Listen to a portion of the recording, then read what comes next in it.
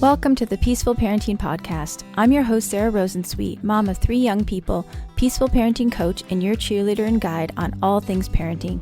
Each week, we'll cover the tools, strategies, and support you need to end the yelling and power struggles and encourage your kids to listen and cooperate so that you can enjoy your family time.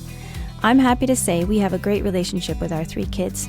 The teen years have been easy and joyful, not because we're special unicorns, but because my kids were raised with peaceful parenting. I've also helped so many parents just like you stop struggling and enjoy their kids again. I'm excited to be here with you today and bring you the insight and information you need to make your parenting journey a little more peaceful. Let's dive into this week's conversation.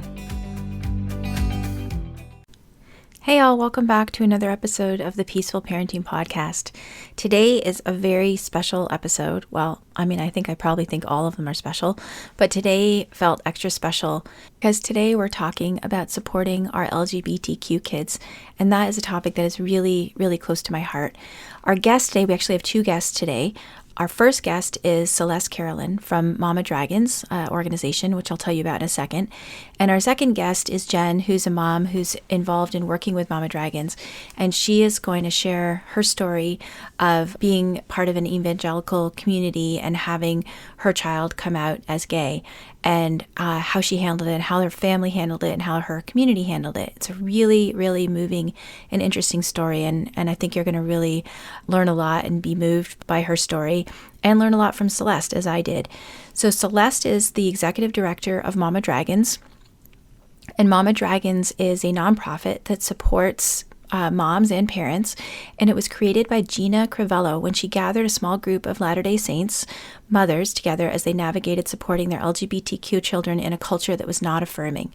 Since then, Mama Dragons has grown to become a leader in affirming parent education and offers support to more than 9,000 members worldwide. Okay, that made me cry a little bit. A little bit of housekeeping before we dive in and meet Celeste and Jen.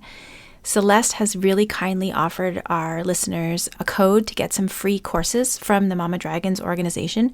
So if you go to mamadragons.org, and you can go from there to their learning program, Parachute Courses. It's on there's a link on the website from mamadragons.org, and you use the code Peaceful Parenting. That's all one word. She has it in all caps. I'm not sure it's case sensitive, but Peaceful Parenting, all one word in caps. Let's just say it is. Peaceful Parenting, all one word, no spaces, caps. You can get some free courses. So again, that's mamadragons.org. Celeste has kindly set up this code for us to get some free courses. Peaceful Parenting, all one word in caps. The other piece of business is I would like to support you, or housekeeping, I should say.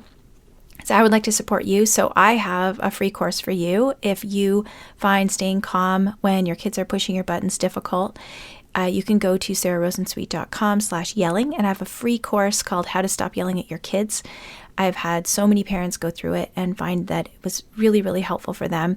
So definitely check that out, sarahrosensweet.com/yelling.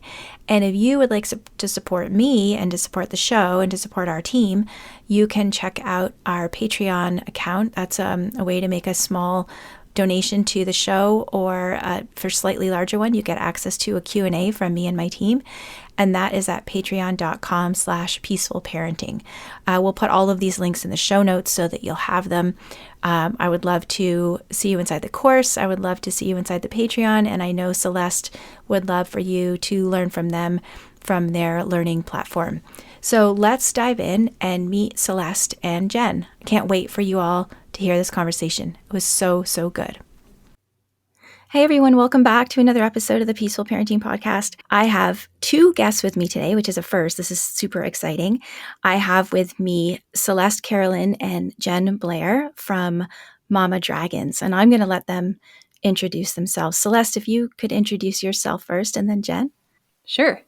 So I'm Celeste Carolyn. I'm the executive director of Mama Dragons, and I live just outside of Seattle in this little fishing town called Bremerton with my partner, Jamie, and our dog, Jackson Blue. And we have 3 adult children and 5 grandkiddos.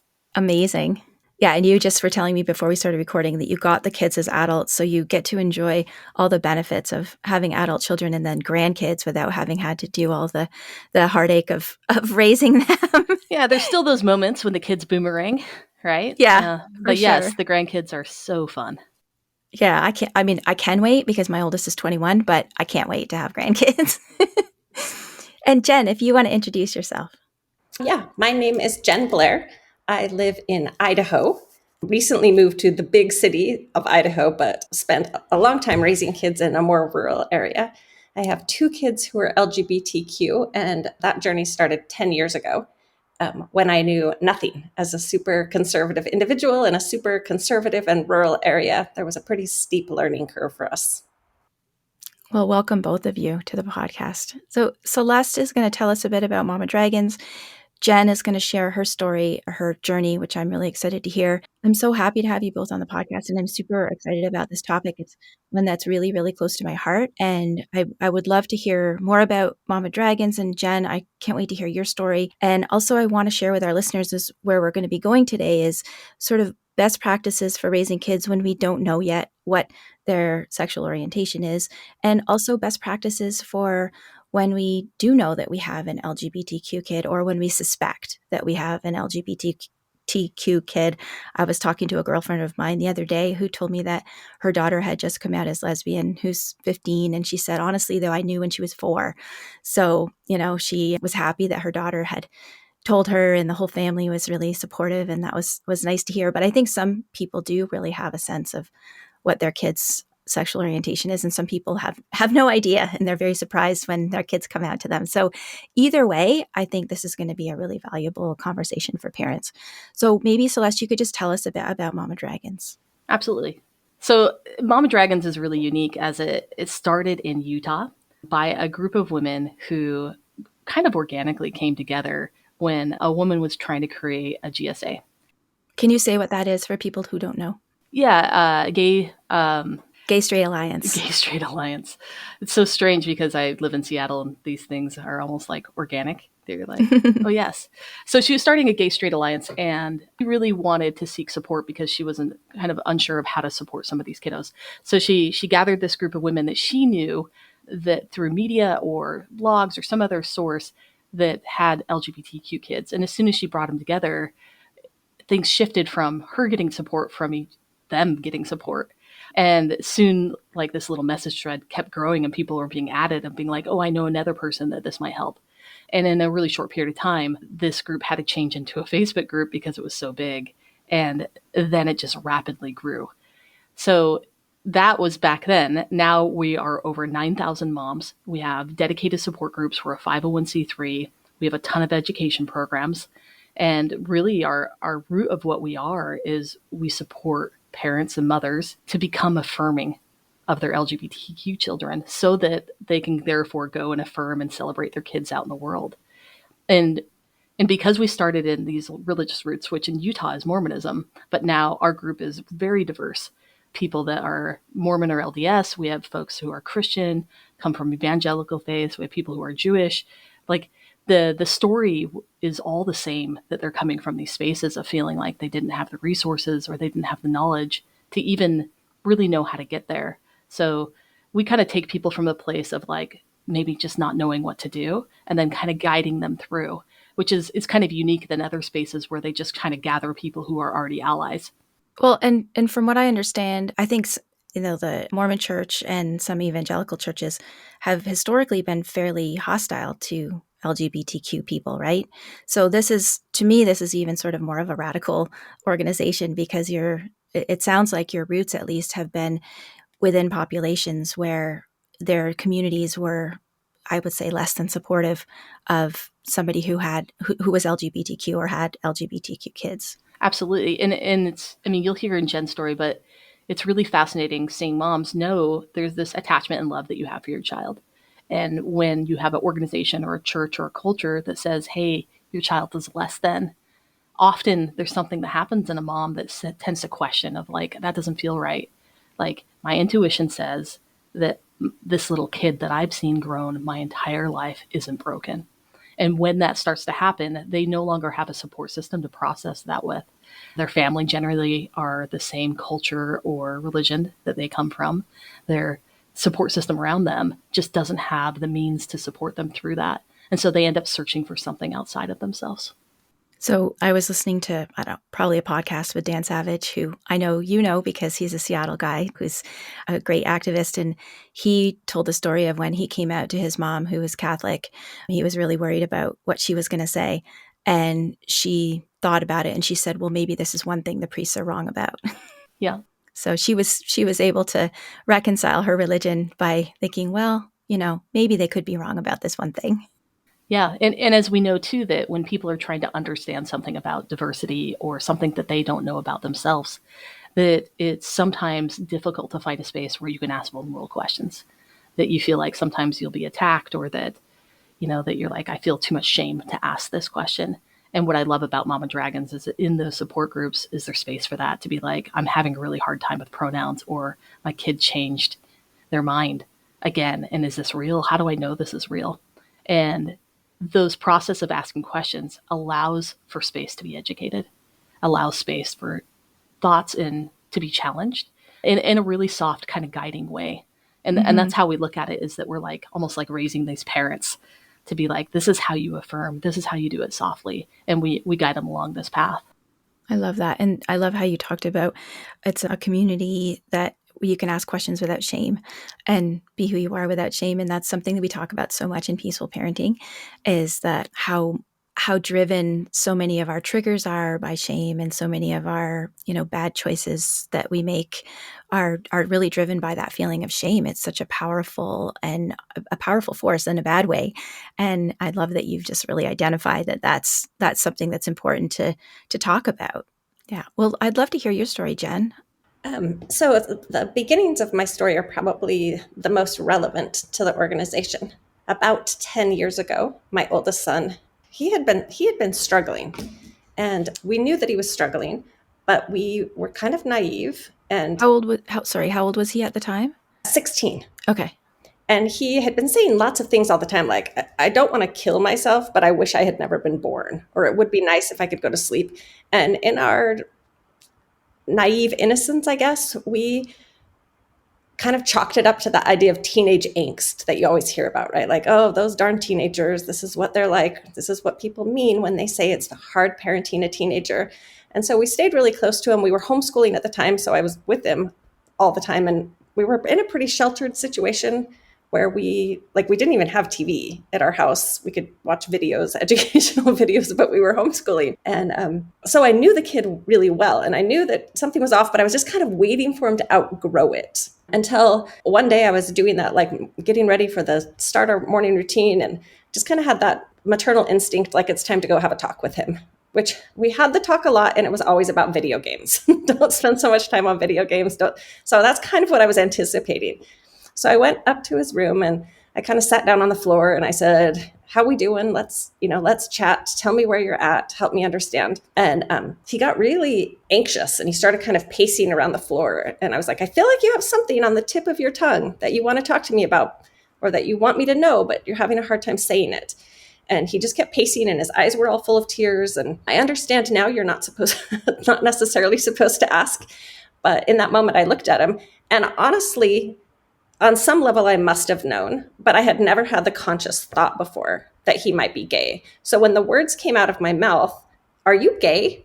my first instinct inside my heart was, why would you ask him that? That's such a horrible question. Why would you accuse him of that kind of a thing? But I looked at him, and the way that he froze and stared at me and just kept staring. And so I sat there for a minute and I said, this isn't the kind of thing I can guess, sweetheart. If this is something we need to talk about, you're going to have to tell me. And so he was on his knees. He kind of crawled over to his desk and scribbled out the word yes on a piece of paper, but it was barely legible. And he turned around and showed it to me. He could barely breathe. He was so scared to talk to me. And so I got up from the floor. He was on his knees and he's tall. So it was good. I got up and went over to him and I gave him a big hug. And I said, I don't know anything about this. I have no idea what we're supposed to do or what we're going to do, but we're going to do it together. We're going to figure it out together and work through it together. And then we spent the next 2 hours. I laid back on the floor and he laid his head on my lap and I just played with his hair. And I learned so many important things during those few minutes because his body, this is like the most vivid memory for me, but his body kept shaking, kind of like when you go to the gym and you work out and then your muscles are kind of like spasming because they're so exhausted. And he laid there and his body shook like that. And I realized that this secret he had been carrying, I didn't know any details at this point, but I realized that this secret and the idea of telling me was very physical for him. And he had been carrying it for an amount of time, enough to influence his body and the way that his body processed it. Do you know that shaking is actually what a lot of animals do when they're coming out of fight, flight, or freeze? Like when they're under like a deadly attack and they survive, and they shake to clear their bodies of all of the stress chemicals and hormones that were produced during the fight, flight, or freeze. So that's super interesting. Like he was coming out of his own fight, flight, or freeze after he told you. The relief was so great. Yeah. In my head, as we sat there for 2 hours and he cried and I cried and we just kind of stayed there. I knew that I didn't know anything, but I was trying to go through in my head what I did know, like hold on to like something that would be grounding, what I did know. And I realized that everything I thought I knew about being gay or in that realm had to be wrong, because I knew this kid more than I knew those things. And so all of the things that I thought I knew were suddenly wrong. And I didn't know where to go or how to find answers to these things. And it was 10 years ago. So there were way less options out there. But I needed to find some people who could talk to me because I was a beginner. I knew Ellen DeGeneres and Anderson Cooper. That was it. Like, and not on any sort of a personal level. So we had to get busy and do some learning, because all of a sudden I had a 16-year-old that I had to parent, and I did not know how to parent him. Did he know any other gay kids? No. No. So he felt super alone. Yeah. He didn't know any. It took him over a year, even after coming out to us, before he felt comfortable telling his friends. Wow. And so when you say everything that you thought you knew was wrong, do you mean that you'd been taught that it was like wrong to be gay, or that gay people were bad or something like that? Yeah. Like in my head, I had all these weird misconceptions, like it was some sort of a sexual addiction, like because it was perverse or something like that. People would become addicted to it and then they would put their identity around it. I had all these weird visions in my head of like politicians in airport bathrooms getting caught and parades with half naked people walking down the street. I had no concept of like, the gay person who's a banker and just goes to work and comes home and does the laundry. Like, or your teacher or your policeman or whatever. Yeah. No concept of that at all. I just had these weird news blips. And then everything I had been taught religiously about like the eternal implications of clinging to an identity like this. But I knew he wasn't addicted to anything. He had never held hands or kissed anyone at that point, like boy or girl. And he was kind of nerdy, and he was like the best brother in the history of the universe. We homeschooled, and he had these 3 little sisters, and they would play hide and seek all day, and he would run around and give him piggyback rides. And so this idea of like a rebellious pervert seeking evil or whatever was just so like the antithesis of who this kid actually was. Yeah. Well, I think that when I was younger, I hope they don't mind me saying this on a podcast, but my parents are both gay. And when my mom came out when I was in high school, it was the 80s, and nobody, I didn't really know anyone who was gay. I mean, I'm sure I did, but I didn't know that they were gay, right? And I sort of felt like there was, so much prejudice. I felt like I had to kind of hide that, right? And I never dreamed that 5 years later we'd have like banks with like the pride flag, and I really think that it's and that gay marriage would be legal and all of those things. And I really think that it's because when people did finally start coming out, it was your teacher or your, just like you're saying, like people didn't know that there were all these quote regular people who were gay. And it was like, oh, wait, these people that I already know and love, they're gay, right? So I think that's my personal opinion about why we've come to such a large degree of acceptance so quickly, because it really is quite remarkable when I stop and think about where we've come since 1985.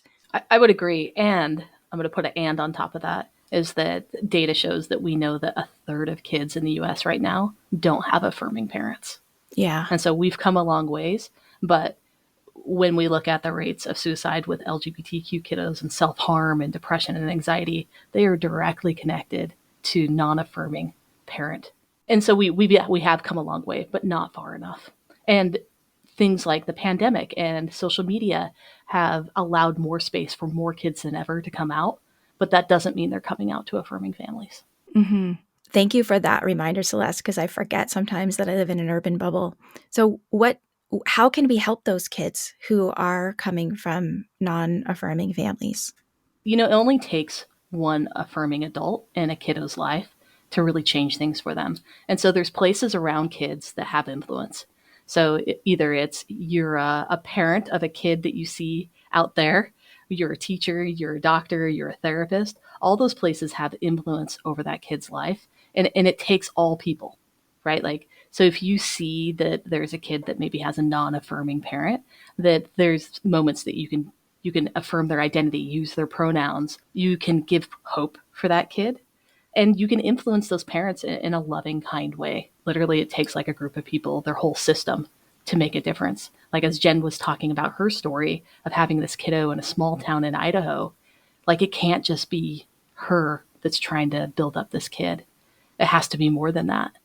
If she's the only one in his corner, he's still going to suffer from this culture that's around him. And so I look at it as if people are listening to this podcast that are future parents, or they're on the outside looking in as allies of how do we personally kind of move from that space of like shame of seeing things happen that we feel uncomfortable with, to almost like using that guilt as like a motivator to be like, now do something, like do anything that you can that's within your range to show that child or adult that they are loved.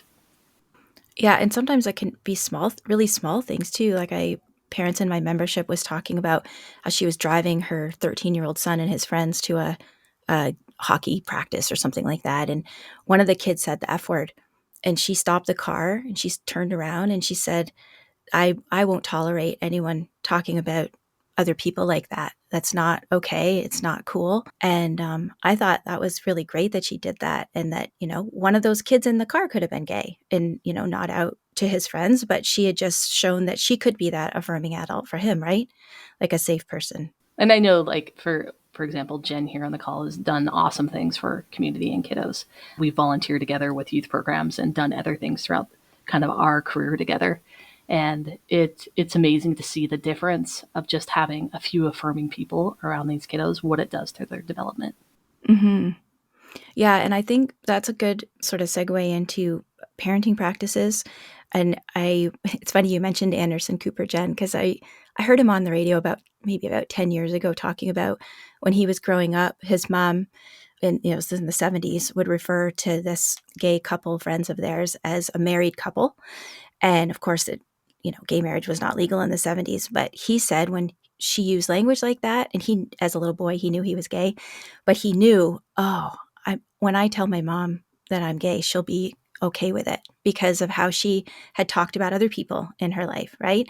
So even if we don't know what our child's sexual orientation is, the way that we talk about different kinds of people in our homes matter. And that's sort of what I took away from that, right? So we can't assume, but the way that we treat people and the way that we talk about people really gives messages to our kids. Is my mom or dad going to be supportive of me or not?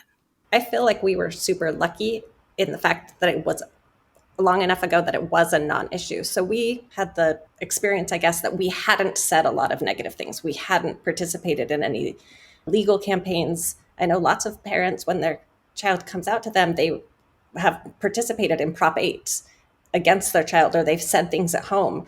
We were really lucky that we hadn't ever said anything negative. It was just a non-issue for us. It was not on our radar. We didn't know any people.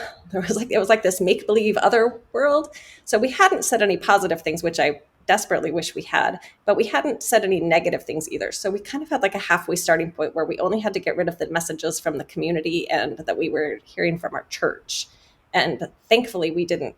I'm sure we said unfortunate things that we regret, but it wasn't. Thankfully, we hadn't done anything negative. And I consistently hope that parents will consider that when they're talking about politics or talking about laws or talking about those sorts of things, that they might actually be talking about their own kids and they just don't realize it yet.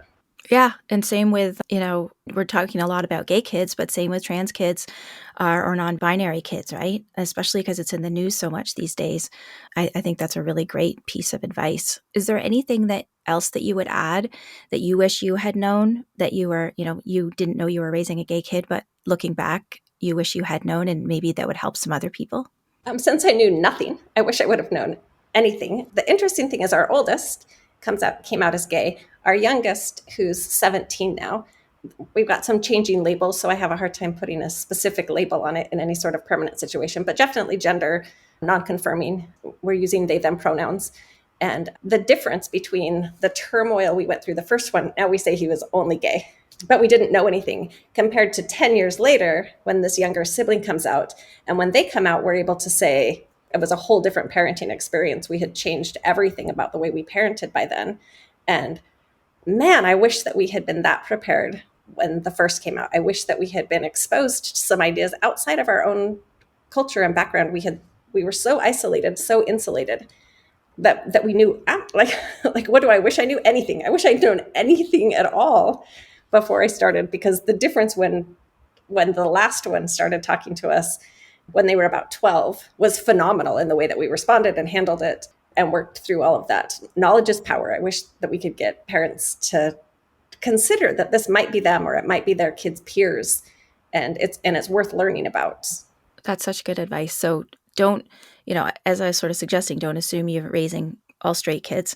And what a difference it was for your youngest child when they're questioning, and they didn't go through that 4 years or whatever that your oldest child went through of what you were thinking was just teen angst, right?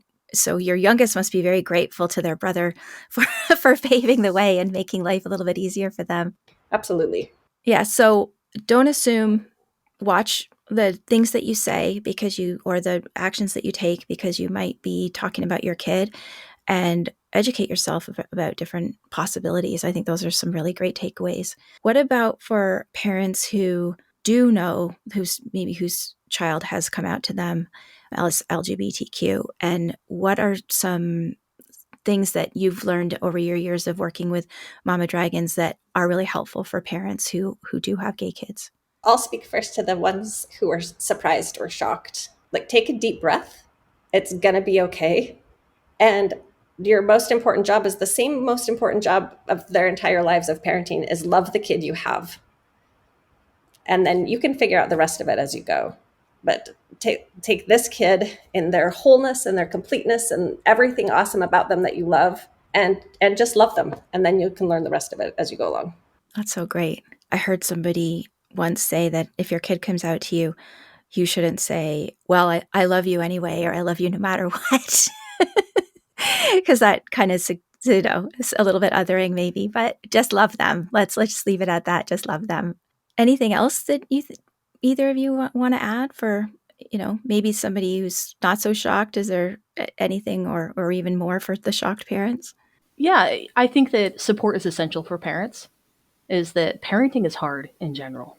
And parenting LGBTQ kid is even harder when we live in a world that isn't completely affirming, that we have subcultures everywhere that are saying that your kids are broken or don't deserve the same privileges as other kids. And even if your house is affirming, those outside pressures add a stigma and a marginalization that hurts them. And so parents need more than just them. They need an outside support system. And I recommend them finding one. When we've gathered research about mama dragons, we've found that after their kid comes out, it takes them 3 to 6 months to actually go somewhere to get support. And that's a big gap, especially when you think about this kiddo that tells this vulnerable truth, for parents to actually go and seek some support. I think the other thing I've watched is that often parents will rely too heavily on their kiddos to educate them. And what we need parents to do is educate themselves and then go back to their kid and say, hey, this is something I've learned. Does this sound like what it means to you? There's a responsibility of parents to do their own work and then check back in with their kiddos. We'll put some resources in the show notes for parents. I'll ask you to send me some, and we'll put those in the show notes. Jen, going back to something you said before, when you said you asked your son if he was gay, and then you said you later learned you're not supposed to ask that. Can you talk about that a little bit? Yeah, absolutely. And there's lots of instances where parents ask and it's fine. But there is something to be said. Often the kids aren't ready to come out. And so, first of all, they're trying really hard to be closeted. They're trying really hard to hide secrets. And if you ask them, what you're saying is, your efforts to hide this about yourself are really unsuccessful. We can all tell. We can all see it, which adds this layer of insecurity. But a lot of times with teens, at least I've noticed this in rural Idaho, and as we've done different activities with kids, if the kids aren't ready to come out yet, they will lie to you. Just instinctually, right? They're all day, every day going, I'm not trans, I'm not trans, I'm not trans, I'm not trans, I'm not trans. And so then the parent asks, hey, is there a chance that you're LGBTQ and we need to talk about that. And the instinct comes out immediately, no, I'm not. And so then you've created this situation where the child has created a lie that they have to defend for a while, and then they have to undo a lie in addition to coming out. So if you can provide opportunities, I wish that I had known anything about using gender neutral language instead of constantly talking about your wife, your wife, your wife, your wife, as he was growing up, probably starting when he was a little teeny kid, one day you and your wife, you and your wife. If I had used more gender neutral language all along, you and your partner, or when you're dating someone, or one day when you get married, we'll love you both. Like, instead of using these really gendered words all the time, I think it could have changed the entire culture of our home by providing it as an option for him, that space was available, instead of it didn't exist. We talked so much about his wife, his future wife, Right. wife and children. Well, yeah, going back to that, not assuming, right, that your kid is straight. And, also somebody else told me this, that if you do suspect that your child is LGBTQ, but and you're not going to ask them because I love the reasons that you just gave, but drop lots of hints that you're open to the idea of them, not maybe them specifically, but like have conversations in your house where you talk about news things or something that show that you would have a positive reaction if they were to come out to you. Yeah, absolutely. That even just, and I think you can be super direct without questioning them and saying, whoever you love, whoever you are, we love you for yourself. Nothing will ever change that. Very directly and specifically to all the kids, and just kind of as a matter of normal conversation. Mm-hmm. That's fantastic. Is there anything that you wish I'd asked you, either of you, that you think it's important for parents of LGBTQ kids, whether they know it or not, that you would like people to know? I think there's just a lot of misinformation out there right now about things being a trend, or that kids are learning this on TikTok and that's why it's happening. Like, if I hope parents, when they hear that stuff, actually go read research, like academic research that's like, what is actually happening? And what they show is that our world is just allowing people who have been terrified to come out to have a little more space. That we're challenging gender in a way that should have happened hundreds and hundreds of years ago, to say, it doesn't matter if I'm wearing pants or a dress. Like, why are we still fixated on this? Right? Like, and our kids are smarter than ever of saying, like, hey, we can accept each other. Why can't you just accept us? And I love kind of that concept of like, that our kids are smarter than we are, that they have this like radical acceptance. They have this ability to explore their identity that we were probably terrified to do, and kind of empower them to do that. Like, empower them to be like, there's room to try on lots of different things. Like, that's what our adolescence and college is all about, right? Like, is to kind of explore that identity. That's beautiful. Why do you think people are so threatened by that? I Well, think that's what the backlash is that's going on, right? About the quote trend. yeah, I think it really challenges a lot of patriarchal beliefs, like this whole concept that our world is based upon these gender roles, that men do this, women do this, certain groups have power, less groups have power. And even though we probably don't really realize what's going on, but we're challenging that structure of saying, like, hey, we're going to throw that out the window and say that it doesn't matter if you are a stay-at-home parent or you're in the workforce. One person doesn't have more value than the other, or if you have kids or don't have kids, or if you're married or unmarried, or if I wear a dress or I wear pants. Like, none of it matters. And we're going to throw that all out the window. And I think it terrifies people, because what's their value if we throw that out the window? Well, especially for the groups that have had all the power up until now.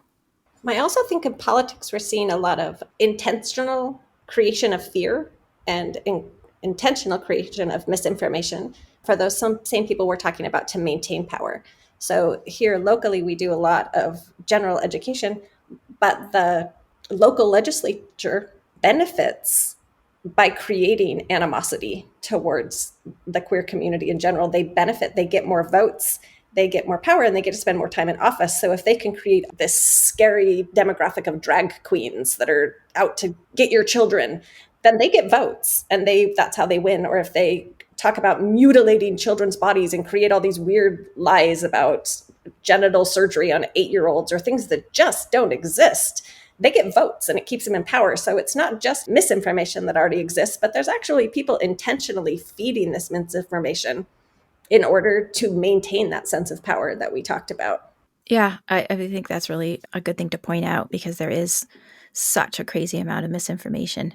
And hopefully we'll be we'll be a little tiny drop in the bucket against that. I mean, you put a group of mothers on something, mothers that are passionate and care and potentially come from conservative religious environments, and they're kind of unstoppable. So I think that also understanding that our kind of our combined efforts have a lot of value. I think of the things that we've been able to accomplish as an organization, and it's dumbfounding what mothers are willing to do. That's amazing. Do you think it's having an effect on the top levels of the organization of religions?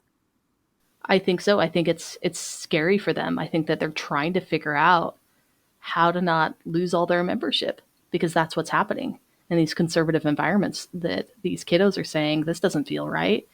You're like outing and like othering all these people, and we're not going to participate in it. And churches exist because of their membership. And when that all flees, they have to do something different. Good. All right. With my own religious background, I can see monumental change just in the past 10 years. When my son came out, I turned first to my church and I was going to like religious bookstores trying to find resources, and it didn't exist. There was nothing there. In the past 10 years, there's in these same bookstores an entire section. It's still very faith affirming and from the church's angle, but an entire bookshelf of options on this subject for parenting. They've created an entire website on this topic. Wow. And none of this existed at all 10 years ago. I had nowhere to go and no one to ask. And now it's still not probably where we would want it to be as far as the material itself, but it exists. It's hopeful. Yeah, it exists, and it didn't 10 years ago. Well, and that's going to save some kids' lives. And I think too that when you're around people that are part of the LGBTQ community, it's really hard not to love them, honestly. And so when you think about parenting and that concept of being like, someday you might have an LGBTQ kid, maybe you should have some queer friends like that. Just having some queer people in your life shows that you're affirming, and it gives this additional support system. I think of so many of people who have come out to me because I'm part of their system, whether it's family or friends, or that I'm the safe person because I'm queer. But that dynamic allows safety. It's that one affirming adult that well, I may not be ready to tell mom, but I'm going to tell Celeste. I love that you've been able to be there for those kids. I imagine that happens to you too, Jen. Yeah, we have lots of people who come out first time because these teenagers watched me respond to my own children. And so they're expecting a similar response for them. It's almost like a practice run, to be practice saying the words out loud to a maternal figure who's got all of the maternal vibes and stuff. It's kind of like a practice, okay, how could it possibly, might this possibly look like with my mom? Kind of practice and warm up. Yeah, we hear it all the time. That's beautiful. Well, thank you both so much for coming on. It's been a really great conversation. I know it's going to help a lot of parents and kids. Before I let you go, I'm going to ask you, Jen, if you could go back to your younger parent self, what advice would you give yourself? At the time, my younger mom self was trying desperately to create perfect children that could fit into the world. I knew what the world wanted and demanded, and I was working really hard to create children who could thrive and survive in that environment. And if I could go back and start over, I would tell myself that I did not need to change and mold these children. I needed to support these children and change the entire world so that these kids who were already just fine could survive and thrive. It wasn't them that I needed to mold and create. It was the world around them that I needed to change. Well, you're doing that now. Amazing. Celeste, is there a piece of advice that you think parents who are just starting out on their journey should know? Something I learned recently that I feel kind of silly that I was just learned is that every group, a minority group, has minority stress. And most minority groups learn to cope with that stress in their family of origin. And so if you are Black and you grew up in a Black family, you learn how to cope with that minority stress and racism from that Black family. LGBTQ kids often are born into heterosexual or cisgender families, and they don't have that, and they need it. And families need to be aware that there's this need, that they're getting kind of attacked from this world around them, and they need skills to be able to handle that attack. And families have a responsibility to build up their kids to handle that. And it's something that they've never experienced themselves. Right. Mine was the opposite. Yours is unique. Yeah. Well, and then I think, my dad is also gay, and I think that I may be one of the last sort of generations to have parents who are married in a straight, male female marriage, who then both later came out as gay, because hopefully people will know before they marry somebody of the opposite sex that they can come out, right? You say that, Sarah, but it's still everywhere, and it's rampant, especially in conservative religious environments, because they were taught that to deal with that, you just get married and you have kiddos and it will go away. That's exactly what my dad was told when he tried to talk to someone when 40, he was like 18. 40, 50 years old, and they're like, this just is not working. And then it hurts everyone. It hurts the family. It hurts the system. But no, I wish that was a thing that stopped in the 80s. You're right. You're right. And again, I'm showing my bubble. But I would say for sure, I am still told regularly, my son's 26 now, and I'm still told regularly that if I want him to be happy, I need to make sure he knows, right? These parenting ideas at 26, I'm going to tell him that if he just will marry a woman, if he'll just have children, then he'll find true joy. Then he'll understand. And I get a lot of pressure from a lot of people to make sure that I'm teaching him this message, because otherwise he's always going to be miserable. He's always going to be lonely. He's always going to be, and I get that all the time. Oh my gosh, That's terrible. He can have kids. Absolutely, he can if he wants to. He's going to work a little harder than a male-female couple might have to, but he can have kids. And he might have 10 cats instead, and that's fantastic if that's what he chooses. Yeah, or, totally. He may be ace and not want a partner at all. Yeah. Right? Or want a partner and do things differently. I think there's just so many roads. It's just, I just am so excited for youth today to be like, go figure out this gray area of life. Let's get away from the binary.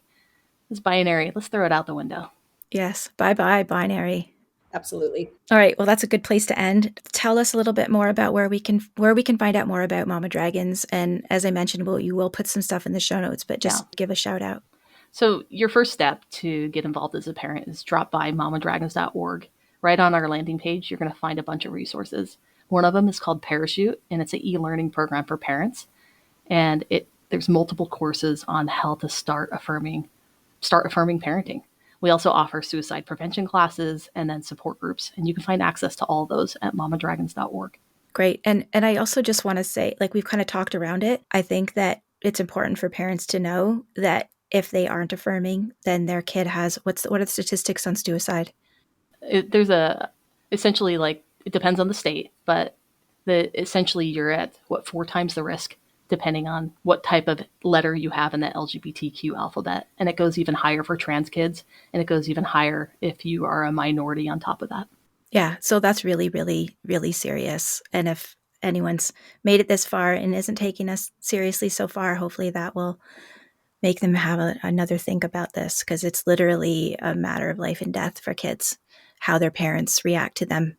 It is. So, and we're grateful for anyone who's just willing to just step in and say, I don't know about this, and I'm just trying to figure this out. Yeah, you have a shame-free environment for parents to learn. So thank you for that. Bye. Thanks for listening to this week's episode. I hope you found this conversation insightful and exactly what you needed in this moment. Be sure to subscribe to the show on your favorite podcast platform and leave us a rating and review on Apple Podcasts. Remember that I'm rooting for you. I see you out there showing up for your kids and doing the best you can. Sending hugs over the airwaves today. Hang in there. You've got this.